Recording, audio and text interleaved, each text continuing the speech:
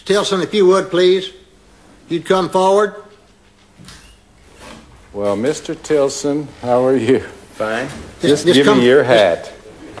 Just put that right. Mr. Tilson, if you would, please, if you'd come up here and have a seat. Good to see somebody. Have you been sworn as a witness? All right, fine. All right. Tell the ladies and gentlemen of the jury who you are. I'm Tom Tilson, Dallas Police Department, Dallas, Texas, USA. Mr. Tilson, were you around Dallas when our president was assassinated? Yes, sir. One of the things that I'd like to know is whether you knew a character by the name of Ruby. That is, a fella by the name of Jack Ruby. I did. How did you happen to know him? He had a Silver Spur dance hall on my beat. How long had you known who Ruby was and what he looked like? Oh, about 1956. The cat assassination was in '63. Yes, sir. So plenty of time, right? Correct. Are you trained to identify people? Yes. That's part of your training? Part of it. And so on the date of the assassination of our president, where were you? I was at the scene, just on the west side of the triple underpass. And could you tell us about where you were on this exhibit? Do you recognize it? Is this easy enough to locate yourself on? Well, no, I can get up and show you. Please do that. Where I was, not quite on the map. I was right over here. This is the railroad track, and this is grassy knoll, just like Elm Street. How about using this? Would it help you a little, Tom, if we gave you aerial photograph? Oh, yeah. Okay. I like at least to be on the map, you know. All right. That's a little bit better. I was just about here, going in. I was back up there when I had a police radio on my car. And I heard that the president had just been shot up here. And so naturally I knew where I was, and he had to come this way. My daughter and I had a college home for the holidays. She was in the car with me. Okay, right about here, I saw the president's car coming this way. And he had the Secret Service and all just laying over everybody in the car. And by that time, I'd on down about here. And right here, there's a sign here. There was a car parked right up. This is the sidewalk. On the other side of the sidewalk, there's a car. Right here. There's a guy right here, top of this grass knoll at the incline. Right here, a fella right here. And he came down this grassy knoll behind this sign,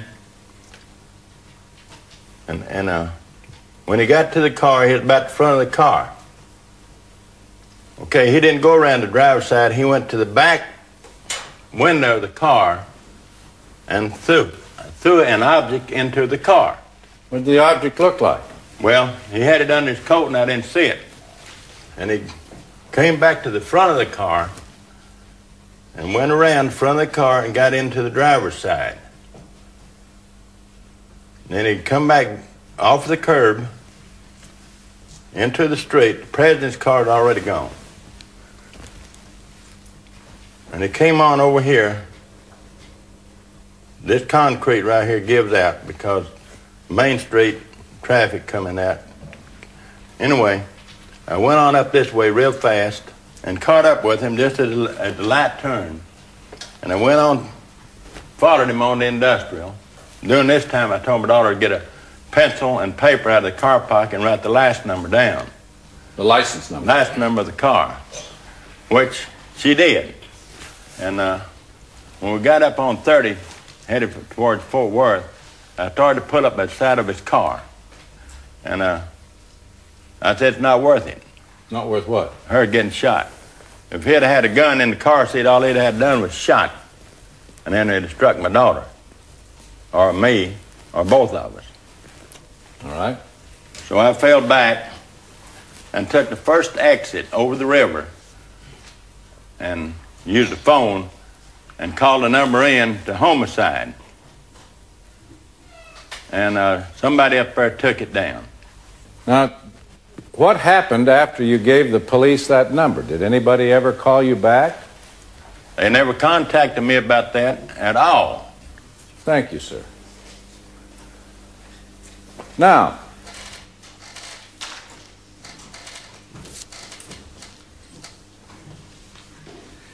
did you see Jack Ruby on that day? No, sir, I didn't see Jack Ruby on that day. Did you see anybody that looked like Jack Ruby on that day? I did. Where did you see him?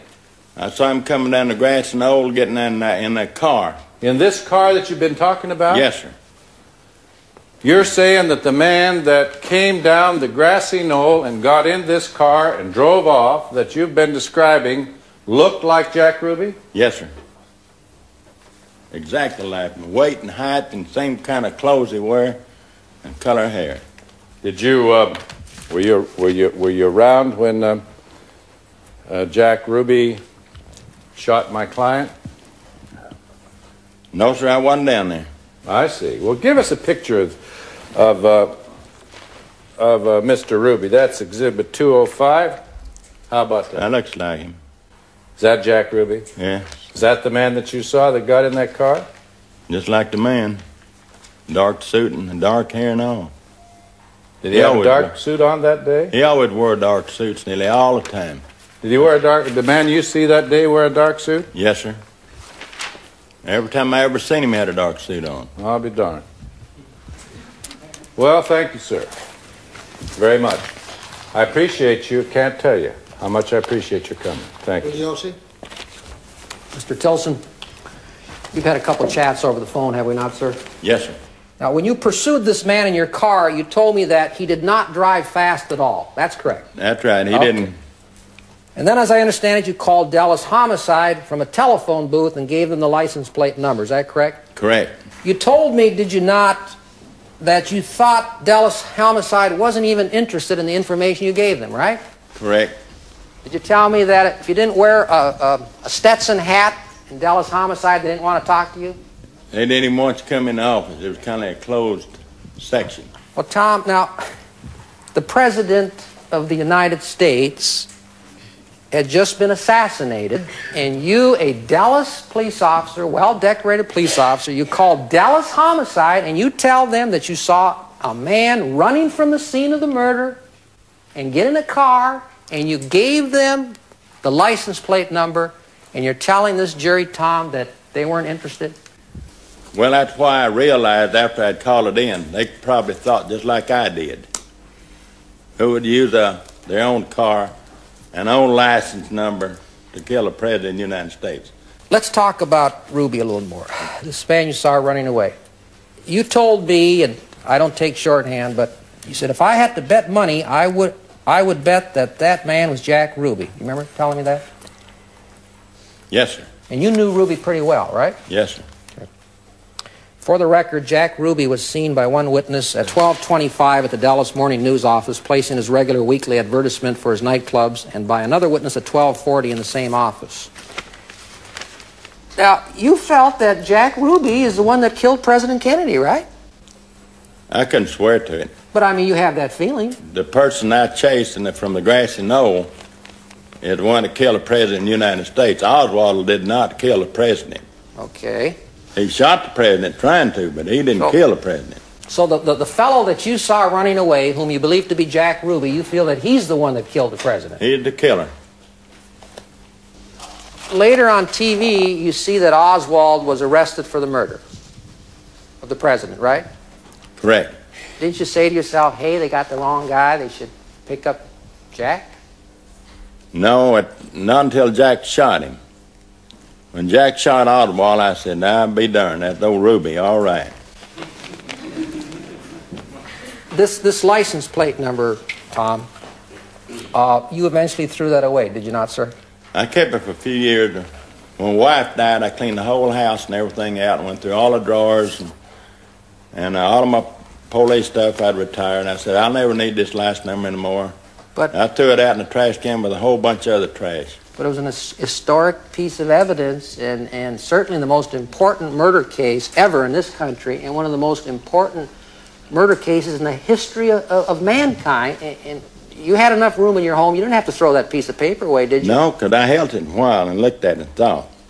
I said, well, homicide didn't care about it. FBI didn't care about it. CIA didn't care about it. And it's been all these years. Why keep it? You never once called Dallas Homicide to find out, did you, Tom, whether they had followed up on what you had? No, I didn't dare go in the office. I didn't have a white hat. Thank you very much, Tom. Thank you very much. You may step down.